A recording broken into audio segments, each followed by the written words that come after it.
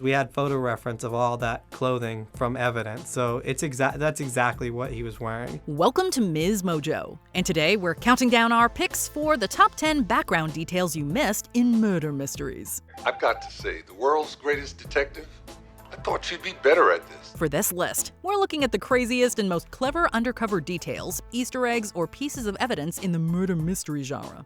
We're literally revealing the killer's identity in a lot of these movies, so we have never been more serious about a spoiler alert. Which of these murder mysteries had you totally fooled? Sound off in the comments. Number 10. The Blonde Woman, Dressed to Kill. Brian De Palma's erotic thriller was controversial for its frank depictions of sex, brutal violence against women, and transphobic twist. I thought Ellie just put on a dress. Oh, he did, and a wig too. However, it's hard to deny how well-crafted some of its suspense sequences are. One scene finds actress Angie Dickinson engaging in a sexy cat-and-mouse game with a strange man in the Metropolitan Museum of Art.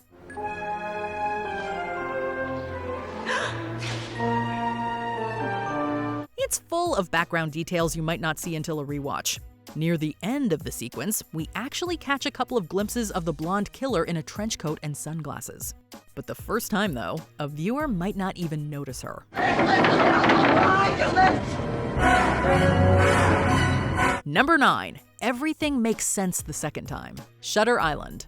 Teddy Daniels and Chuck All start out as two U.S. Marshals ostensibly heading to a secluded mental hospital to investigate the disappearance of a patient. But the twist ending reveals that Teddy is actually a patient, and Chuck is a doctor who simulated the whole thing to try to break Teddy from his delusions. You working for him? I'm sorry, there wasn't any other way. Someone had to stick with you, keep you safe. Throughout the story, Chuck makes gestures to the staff and patients that seem out of place. However, these are usually in moments when Teddy is agitated, so our focus is on him. Stop! Do you know a patient named Andrew Latis? Do you? No! Chuck's attempts to throw Teddy off by spouting conspiracy theories are filled with even more meaning. The impressive subtleties of actor Mark Ruffalo make him the one to watch on repeat viewing. Did noise give you anything on a layout? Not really. All he remembered was people screaming day and night, no windows, and iron bars everywhere. Number 8. Black lingerie or white lingerie. Psycho. Alfred Hitchcock was famously meticulous. Apparently, his attention to detail also extended to his character's undergarments. His most iconic film starts out like a noir mystery. Is anything wrong? Of course not. Am I acting as if there's something wrong? A good woman gone bad, Marion Crane steals a great sum of money and hightails it out of town. The movie's costume designer, Rita Riggs, said Hitchcock was a moralist with a sense of humor. I think he is a humorous moralist. So, he was very particular that Marion should wear a white bra before she stole the money and a black one after. And then, of course, when we saw her again, it was a black bra, so he got the best of both worlds. It doesn't sound that subtle when you explain it, but it goes a long way on screen. Number 7. Faithful Reconstruction. Zodiac. David Fincher and company went to great lengths to be faithful to the true story of the infamous Zodiac killer. As the story takes place in the late 1960s and 70s, visually establishing the period was critical. Like, for example, Paul Avery, a lot of his reference comes from my dad and the way he dressed in the early to mid 70s. I took a lot of that stuff. It seemed kind of appropriate. The look of the movie is very authentic. That is due in large part to the extra mile taken by the movie's costume designer, Casey Storm. Darlene Ferrin, the first murder victim in the film, the outfit that she's wearing in the film is the outfit that she was killed in. Using forensic evidence and crime scene photos the crew was given special access to, Storm was able to put an extreme level of accurate detail into the costumes. What ends up on screen is an almost one-to-one recreation of the character's wardrobe. It's July. How many shirts are you wearing? I'm cold. You're cold on the 4th of July. Number 6. Killer in the Crowd. Copycat. In the first scene of this mystery thriller starring Sigourney Weaver, she is addressing a crowd of students on the likelihood of a serial killer sitting among them. Now, Kenny, can you turn that light on for us, please, so we can get a good look at these guys? On rewatch, viewers might realize just how true that is. The movie's antagonist, Peter Foley, can be spotted standing among the potential serial killers in the crowd. This is long before the audience has seen him in action, so he doesn't even register. He is just as Weaver's character describes. They held down jobs, they made decent neighbors.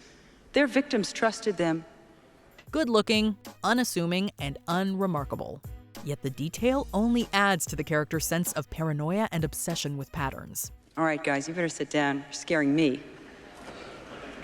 Number 5. The Zoom Call. Glass Onion, a Knives Out mystery. I don't understand this at all. So Angie caught me, and now the game's just over? Sorry, Blanc. You're thrown out of the airlock. It's a no-brainer. No one missed that Detective Benoit Blanc was playing Among Us with Stephen Sondheim, Angela Lansbury, Natasha Lyonne, and Kareem Abdul-Jabbar.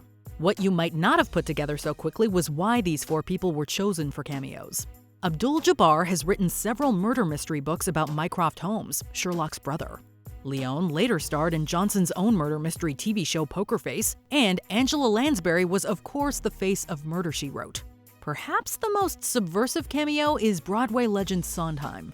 You may remember Blanc singing one of his songs in the previous movie. The thought of you stays bright. Sometimes I stand in the middle of the floor. But it makes even more sense when you realize that Glass Onion borrows a lot plot-wise from a mystery movie Sondheim co-wrote. Number 4. The Picture, The Last of Sheila. Here are all the known photographs of the brutal shoplifter who has terrified the sniveling merchants of the Riviera for the past 20 years. This undersung 70s murder mystery was based on the real-life mystery games composer Stephen Sondheim would throw with actor Anthony Perkins for their famous friends. The Last of Sheila follows a group of Hollywood friends who know way too much about each other and play catty mystery games for fun. I'm trying to hold on to a husband who's trying to hold on. With your money? It plays out like a game for the audience, presenting evidence and clues for the characters and the viewer at once. Repeat viewings reveal more details each time, but the ingenious solution has been hidden in plain sight the whole time.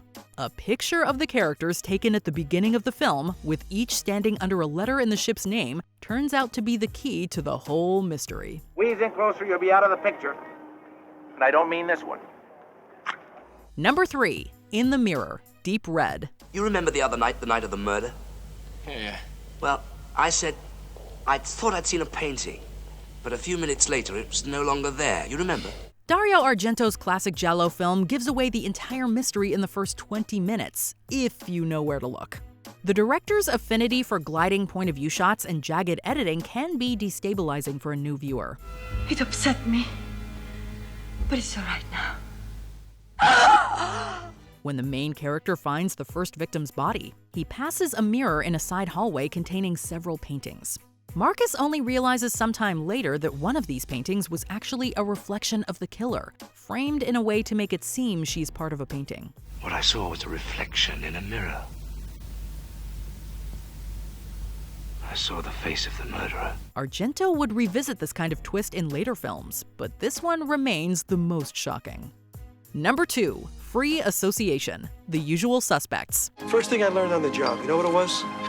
How to spot a murderer. After a deadly shootout on a pier, police detectives work to reconstruct the events that led up to the mass killing. They interrogate their key witness, a man identified as Roger Verbal Kint, who leads them through a complicated narrative of the criminal activities that led to the event.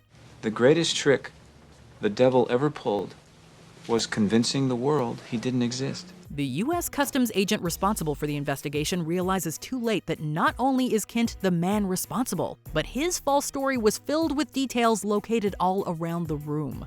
Even the brand name on the agent's coffee cup somehow makes it into Verbal's tall tale. Tell me every last detail. I work for Kaiser Soze. Convince me. Before we continue, be sure to subscribe to our channel and ring the bell to get notified about our latest videos. You have the option to be notified for occasional videos or all of them. If you're on your phone, make sure you go into your settings and switch on notifications. Number 1. Who's missing? Clue. This cult classic is famous for having 3 different endings.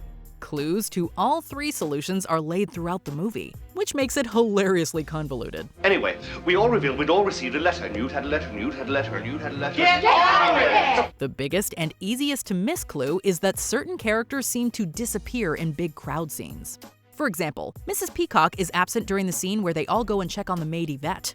According to at least 2 of the endings, this turns out to be the moment when she was busy murdering the cook in the kitchen. You were the person who was missing when the cook and Mr. Body were murdered. And the cook used to be your cook. Of course, according to one solution, this is kind of impossible.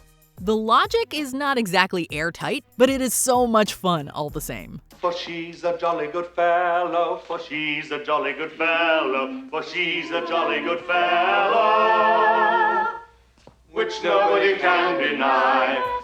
Do you agree with our picks? Check out this other recent clip from MsMojo. And be sure to subscribe and ring the bell to be notified about our latest videos.